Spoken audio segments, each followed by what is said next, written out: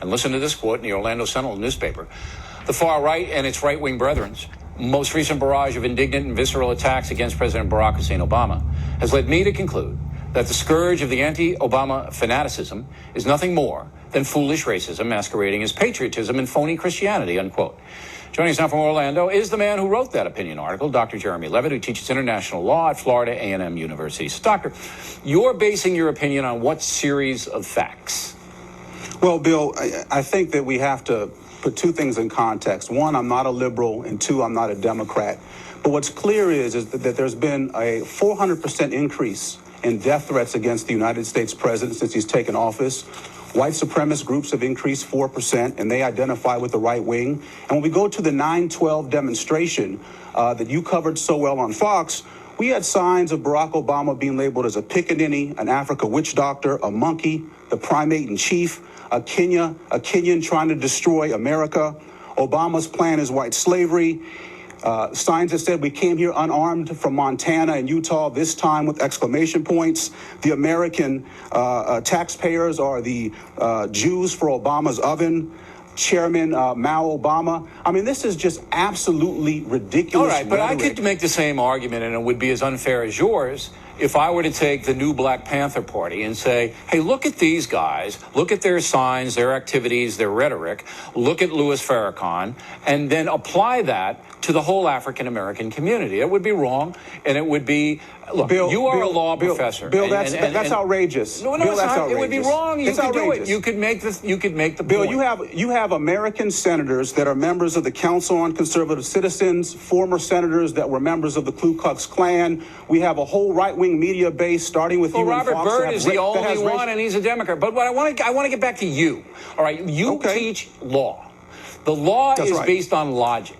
I don't see the logic in saying that attacks on Barack Obama, okay, all of them. I think the kook minority, 10%, the kooks, all right, do give the impression of racism, and they probably are racist. But that's not the bulk of what's going on. It's not the bulk of what's going on. Bill, listen, I can't believe that you admitted that 10% of the right-wing base are racist. I agree with you. 10% of the country's racist. Not right-wing based. Racism cuts black and white. 10% of the country is racist. Go. Bill, and I don't know what Gallup poll gave you that statistic, but let me just tell you this one thing. My article is not about the right.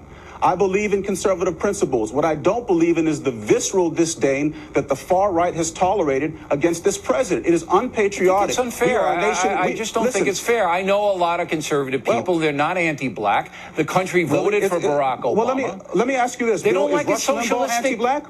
What? He's not a socialist. Bill, listen, the far right can't even define socialism. Was. That's their opinion, doctor. I'm not saying he's a socialist. Right. I've been fair to the man. But their opinion is based on politics. Their opinion, the people who don't like Barack Obama viscerally, who really dislike him, most of that opinion is political. Beck, like Glenn Beck? He doesn't dislike Obama.